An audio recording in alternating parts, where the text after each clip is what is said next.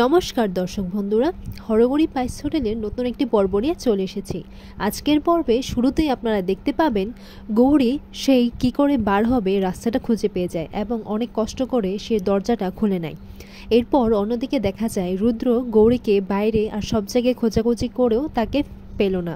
এইদিকে রুদ্রর মা রুদ্রকে জিজ্ঞাসা করে, আচ্ছা তুই কি পেলি? তখন রুদ্রর মা বলে, না, কোথাও খুঁজে পেলাম না। রুদ্রর মা বলে, তুই যে তখন ওই সমস্ত কথা বললি সেগুলো কি সত্যি? রুদ্র বলে, হ্যাঁ মা, সেগুলোই সত্যি। রুদ্রর মা বলে, তাহলে তুই কি করে জানলি? রুদ্রর মা বলে, তুই যদি জানতিস তাহলে আমাদের সবাইকে বলিসনি কেন? রুদ্র বলে, আমি যখন জানতে পেরেছি তখন থেকে সবার সামনে এটা প্রমাণ করতে চেয়েছি যে গৌরী হচ্ছে আসল ধী। আর ও তো নিজেও জানে না, কিছু ছেঁড়া ছেঁড়া স্মৃতি ওর মনে আছে। সব থেকে বড় সমস্যা হচ্ছে ও নিজের ব্যাপারে নিজের অতীত ও কিছুই মনে করতে পারছে না। শঙ্কর কাকা আর ঐশানী কাকিমণি যে ওর মা বাবা সেটাও ওর মনে নেই। তাহলে আমি কি করি বলো তো? আমি শুধু এইটুকু চেয়েছিলাম, আগে ওর স্মৃতিগুলো ওর পুরোপুরিভাবে মনে পড়ুক, তাহলেই সবাইকে আমি বলবো। আর এই জন্যই তো আমি রান্নার আয়োজন করেছিলাম, এই পরীক্ষার আয়োজন করেছি।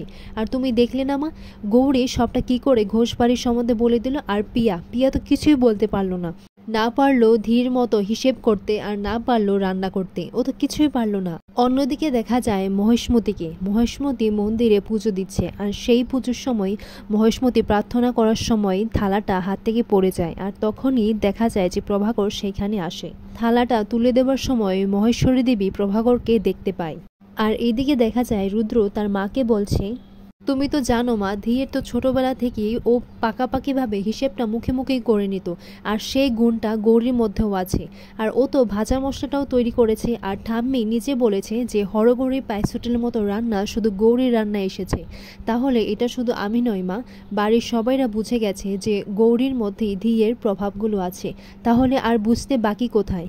কিন্তু এটাই সমস্যা যে গৌরীরই নিজের অতীতের কথা মনে নেই। এরপর রুদ্রর মা বলে, শোন রুদ্র, গৌরী যেই হোক না কেন, ধী হোক বা গৌরী হোক, আমি কিছু জানি না। আমি শুধু এইটুকু জানি যে গৌরী হচ্ছে আমার ছেলের বউ। তুই যেখান থেকেই হোক না কেন, তুই গৌরীকে ফিরিয়ে নিয়ে আয়। আমার ছেলের বউকে আমি হারাতে চাই না, তুই ওকে হারাস না রুদ্র। তুমি চিন্তা করো না মা, আমি আমার ধীকে ফিরিয়ে আনবো।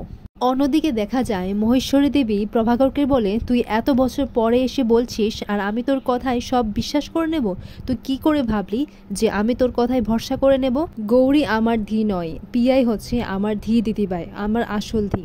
আর ও তো আমার কাছে যথেষ্ট প্রমাণ দিয়েছে। প্রভাকর বলে, মা, প্রমাণগুলো তো ভুলবশতেও হতে পারে। এরপর মহেশ্বরী দেবী বলেন, আমি তোর কথায় কোনো বিশ্বাস করব না। তুইও তো আমার পরিবারের অনেক ক্ষতি করার চেষ্টা করেছিস। আমি তোকে ভরসা করার দ্বিতীয়বার ভুল আর করব না। এরপর প্রভাকর বলে, আচ্ছা মা, এখন আমার কোন স্বার্থ সিদ্ধি হতে পারে সেটা তুমি বলতে পারো? আমি তো সব হারিয়ে গেছি, আমার আপনজনরাই আমাকে ঠকিয়েছে, আর তোমরা আমার কাছ থেকে মুখ ফিরিয়ে নিয়েছো। শুধুমাত্র একমাত্র এই ধীই আছে যাকে আমি নিজের সন্তান বলে মেনে নিয়েছি।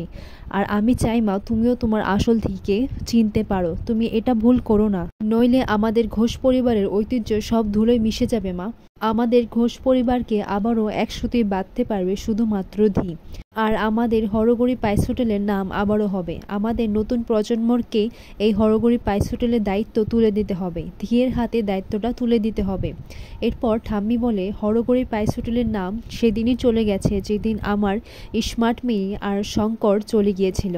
এরপর প্রভাকর বলে, না মা, কিচ্ছু শেষ হয়নি। আমাদের ধীর মধ্যেই শঙ্কর আর ঐশানী রক্ত রয়েছে। ও ঠিক শঙ্করের হাতের রান্নাটাই পেয়েছে।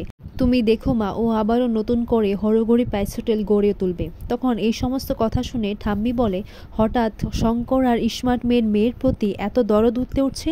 প্রভাকর বলে, মা, আমি শুধু পাপের প্রায়শ্চিত্ত করছি। আমি শুধু এটাই চেষ্টা করছি যে আমি যেন ঘোষ বাড়ির আসল উত্তরাধিকারকে তার অধিকার পাইয়ে দিতে পারি। আচ্ছা মা, তুমি কি আমাকে প্রায়শ্চিত্ত করার একটা সুযোগ দেবে না মা? তুমি শুধু আমাকে একটা সুযোগ দাও মা। এরপর মহেশ্বরী দেবী বলে, এই তোর শুধরানোর নমুনা? তখন প্রভাকর বলে, তুমি শুধু একটা সুযোগ দাও মা, তুমি আমার কথাটা বিশ্বাস করো। মহেশ্বরী দেবী বলেন, তুই গৌরীকে ধী মানার জন্য বলছিস? এটা বলছিস যে আমি তোর কথায় ভরসা করি? এরপর প্রভাকর বলে, তুমি আমার কথায় বিশ্বাসই না বা করলে, আর আমাকে তুমি ক্ষমা বা নাই করলে, কিন্তু তুমি ফিরে চলো মা, তুমি তোমার আসল ধীকে চিনে নেবে। চলো মা, তুমি ফিরে চলো। এরপর এই বলে প্রভাকর কাঁদতে লাগে। এদিকে গৌরী দেখা যায় যে সে নিচের তলায় ঘর থেকে উপরে চলে আসে, কিন্তু সে আবারও অজ্ঞান হয়ে যাওয়ার অবস্থায়, আর সেই রুদ্র স্যারকে ডাকতে ডাকতে সে আবারও অজ্ঞান হয়ে পড়ে। আর এইদিকে গৌরীকে খুঁজে না পেয়ে রুদ্র খুবই মন খারাপ করে। রুদ্র এটাই বলতে লাগে যে তোমাকে খুঁজে পেয়েও আমি তোমাকে হারিয়ে ফেললাম ধি। আগের বার না হয় আমি তোমার পাশে ছিলাম না, কিন্তু এইবার তো আমি তোমার পাশে ছিলাম, আর আমি তোমার পাশে থেকেও আমি তোমার রক্ষা করতে পারলাম না, তোমাকে হারিয়ে যেতে দিলাম। নিজের উপর খুব রাগ হচ্ছে দি, নিজের উপর খুব রাগ হচ্ছে। রাগের মাথায় রুদ্র দেওয়ালের মধ্যে তার হাত দিয়ে আঘাত করতে লাগে।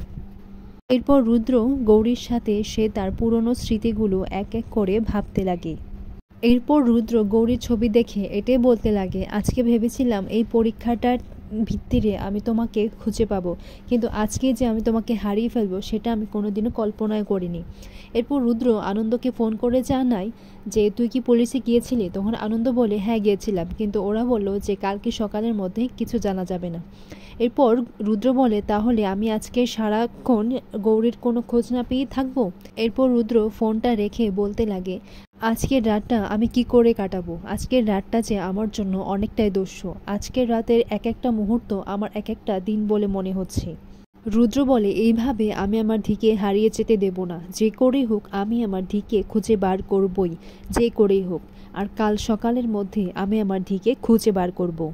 পরের দিন সকালে রুদ্র পিয়াকে একেবারে চেপে ধরে। রুদ্র পিয়াকে বলে আমি জানি তুমি জানো যে গৌরী কোথায়, গৌরীকে তুমি লুকিয়ে রেখেছো তাই না? এরপর ঠাম্মি বলে আচ্ছা রুদ্র তুই হঠাৎ করে ধিকে তুমি করে বলছিস কেন? তখন রুদ্র বলে কারণ ও ধি নয়, গৌরী হচ্ছে আমার আসল ধি। এরপর পিয়া বলে রুদ্র গৌরী তোকে ভুলবার বুঝিয়েছে, আর তুই গৌরীর কথায় বিশ্বাস করেছিস, আর তুই গৌরীর কথায় বিশ্বাস করে তুই আমাকে এরকমভাবে অপমান করছিস।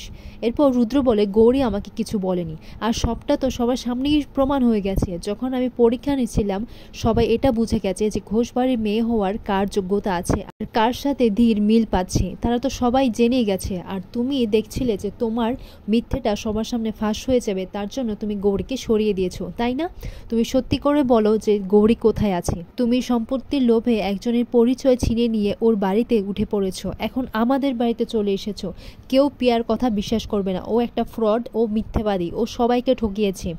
এরপর রুদ্র বলে তুমি সোজা কথার মানুষ নাও, আমি জানি তোমাকে পুলিশে নিয়ে গেলেই তুমি সবটা সত্যি করে বলবে।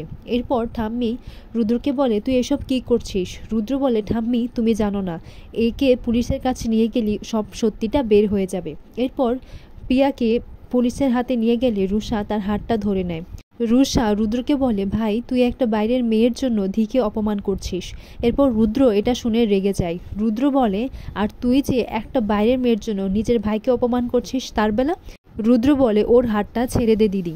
রুদ্রকে এরকমভাবে দেখে রুষা পিয়ার হাতটা ছেড়ে দেয়। পিয়া মনে মনে বলে এই রুষাটা তো আচ্ছা 2 নম্বরই। রুদ্র বলে আমাকে যা করার আমাকে করতে দে, তুই বাধা দিস না। এরপর রুদ্র পিয়াকে যখন থানায় নিয়ে যাবে তখনই সেই মুহূর্তে মহেশ্বরী দেবী এসে হাজির হয় এবং মহেশ্বরী দেবী এসে বলেন দাঁড়া রুদ্র। এরপর পিয়া মহেশ্বরী দেবীকে মহেশমতি বলে জড়িয়ে ধরে। আর এইদিকে দেখা যায় গৌরী সেই ঘরের মধ্যেই অজ্ঞান হয়ে পড়ে আছে। গৌরী আবারও শঙ্কর ঘোষ আর ঐশানী ঘোষকে তার স্বপ্নে দেখতে পায়, আর হঠাৎ করে সেই দৃশ্যগুলো স্পষ্ট হয়ে দেখা দেয় এবং তখনই গৌরী চমকে ওঠে। গৌরী বলে কে ওই মহিলা, আর ওরা কারা, আর কেন ওদেরকে আমি বারবার স্বপ্নে দেখি? আর এখানে আজকের পর্বটি শেষ হয়।